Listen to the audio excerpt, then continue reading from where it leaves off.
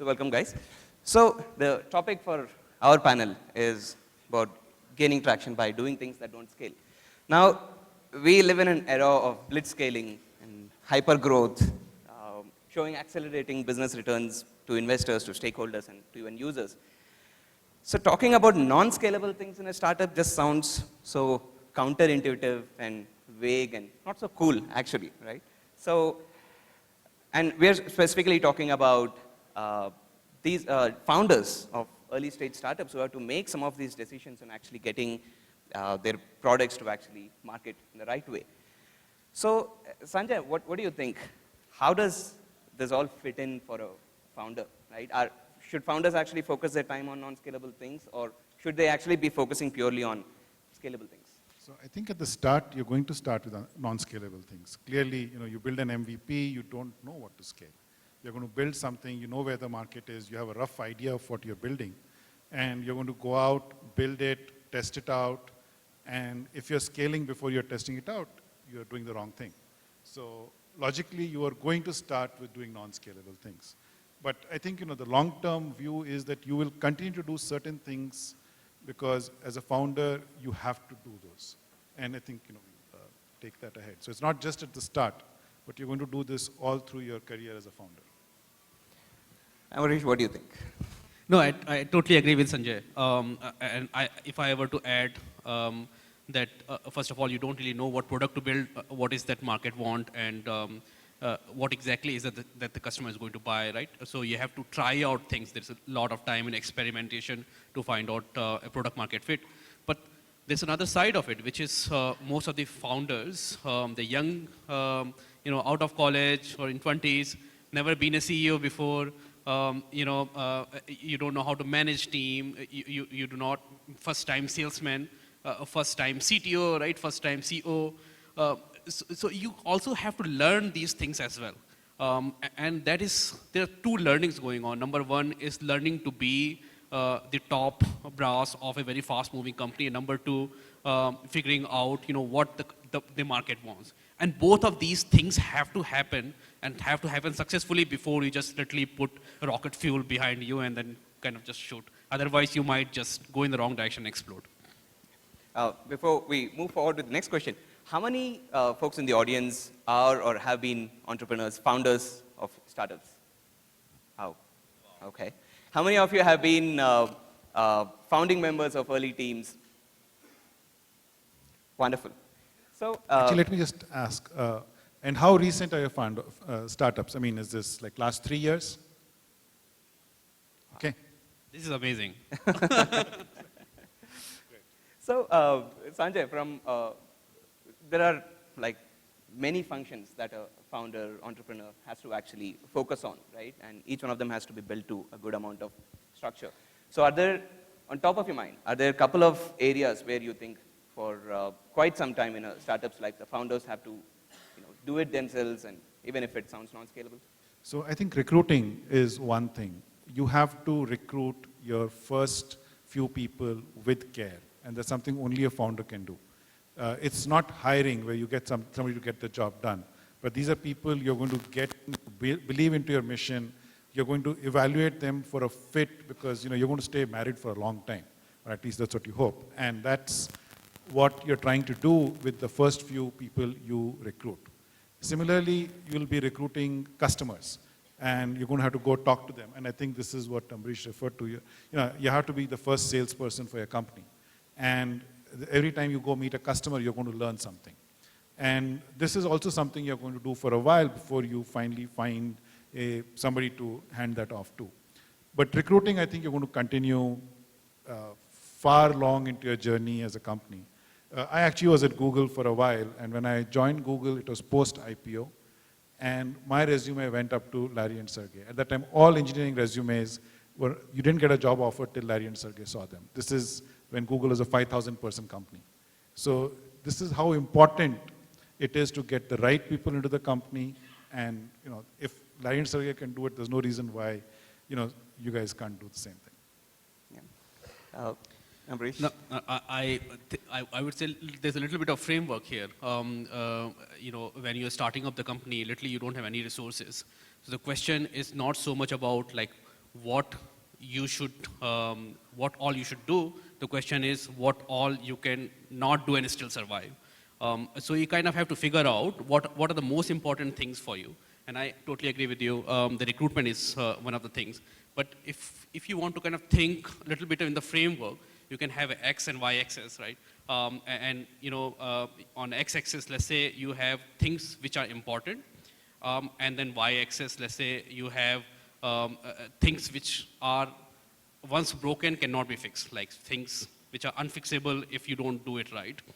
And then you will have things on the top right, side, which are very important and which if you don't do well now, you can never fix later, right?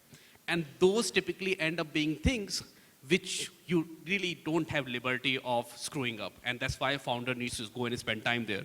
And the recruiting is one of those things. I mean, if you screw up your DNA, the early 10 employees, you're going to go in the wrong direction. It is not going to work out. I would say the second is the product market fit. And to be able to figure out what the product direction is going to be, you have to be the person who is going out and selling. Many times what used to happen with me is, you know, we had a first iteration of the product and we go out and sell. And I'm sitting in front of the customer and the customer's asking things and I'm just thinking in my head and changing the product while he's asking. I bet many of you guys did that.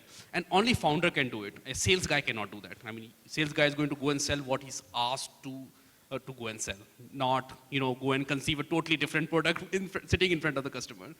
And that is very important because that allows you to do iteration. So I think that is another thing that is very important, and if you don't do a good job, you cannot fix it later, right? The time will pass.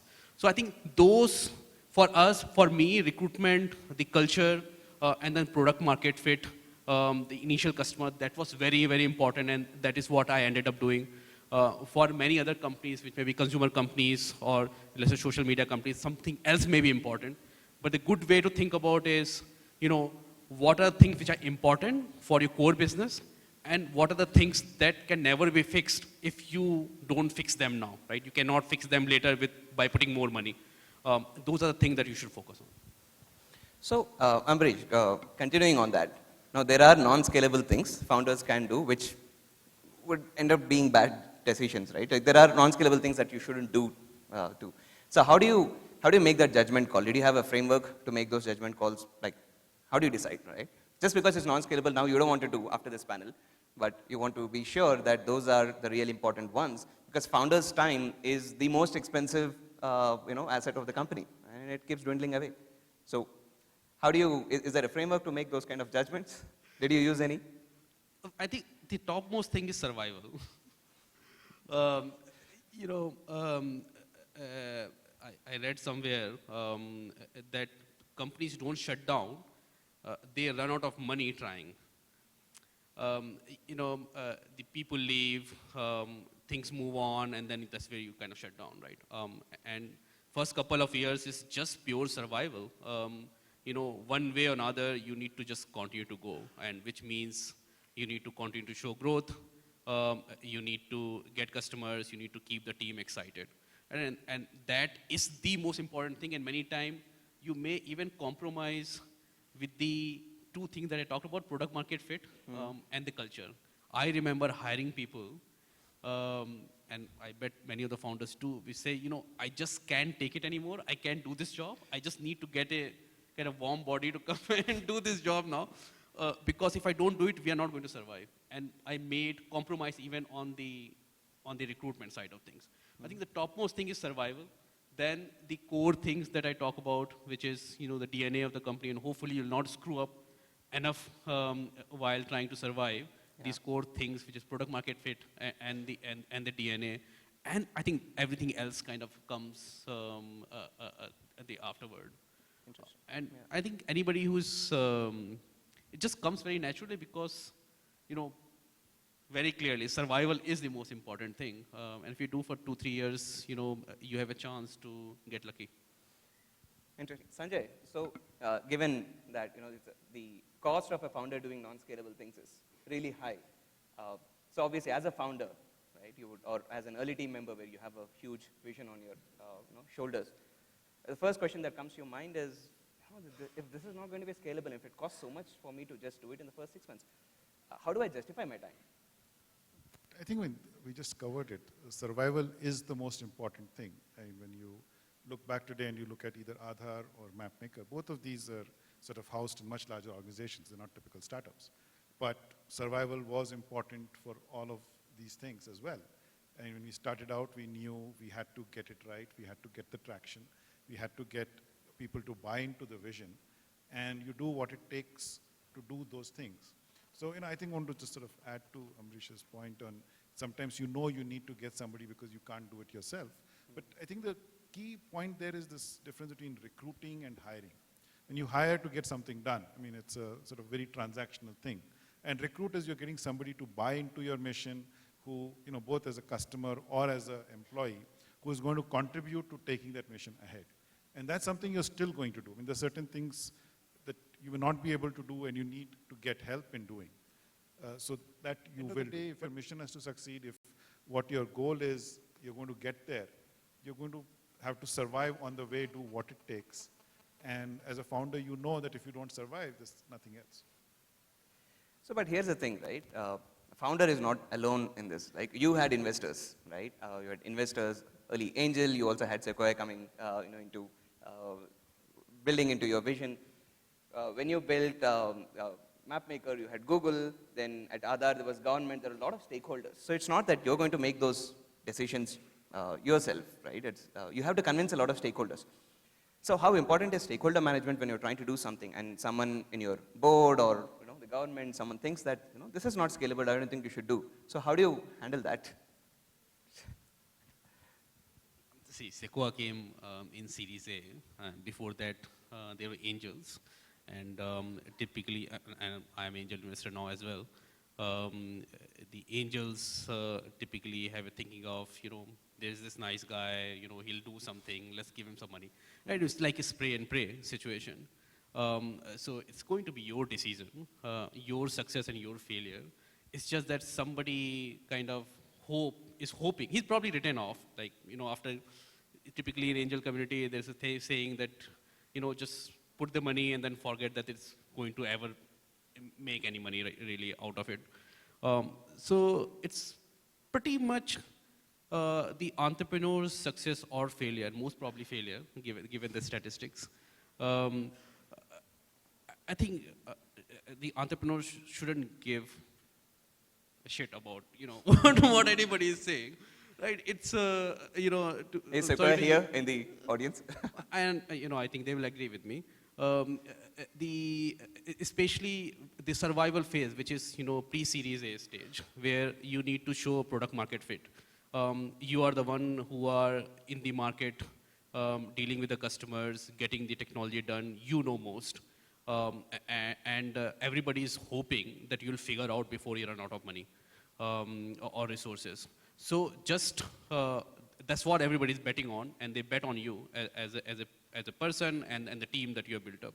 So you should just, bite the bullet and then make your own decision. At least if you fail, you don't have anybody to blame, only yourself to blame. And that is far more comforting situation than, if you find somebody else to blame. I think in post-Series A also, you have stakeholders, but typically any good investor has a bet on the founder, and then if you have a strong opinion, you should go and pursue your opinions, and rather than other stakeholders. They have diversified. They have 20 investments. You have only one. Interesting. Sanjay, you had a different set of stakeholders, right? Government and Google, right? So how did? But even in Google, you have to justify your project periodically to keep getting to work on it. And it's the same thing that you have to meet all of those things. So there's some amount of stakeholder management you have to do, but it's the same thing. If you're not going to get product market fit, you're not going to be able to satisfy your stakeholders. If you're not going to be able to deliver or ship something on time, you're not. So the stakeholder management doesn't come in the way of them telling you what not to do, but in terms of keeping you focused on what you have to do, and which is really about the success of the thing. It's not about somebody telling you that, if somebody is micromanaging you as a founder, then you have a problem, right? I mean, that's, I think where it comes down to is that you may not have the right stakeholders, but if they're not micromanaging you, then there's some words of advice, you hear it, you figure out if that makes sense to you or not, but you do what you have to do. So before we throw open the floor for some questions from a lot of founders in the audience, so obviously looking back now, most of the decisions that both of you took look pretty streamlined.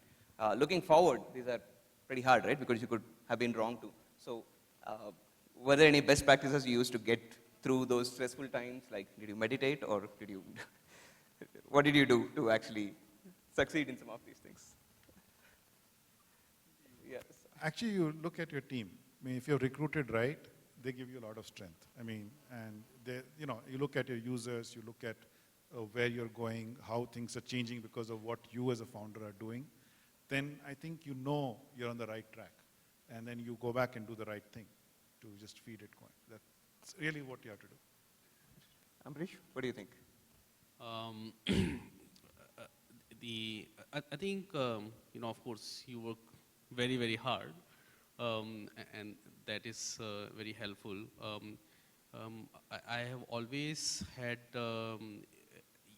massive amount of insights come if I just taken like 2 or 3 days off and go to some quiet place. And you kind of, you get out of a transitional mode that you typically, especially in the survival phase, you have to work. I massively benefited by reading biographies of other entrepreneurs. You know, quite similar experiences that other people go through when you're trying to build. The word is kind of similar. The way the word interacts with the people who are trying to build something, right? And so those learnings are very, very useful. And every time I have kind of gone through reading a book, you know, I have done something different, which has been very, very helpful for me. Interesting. Well, we have some time, so we'll throw open the floor for some questions. We have Ambarish and Sanjay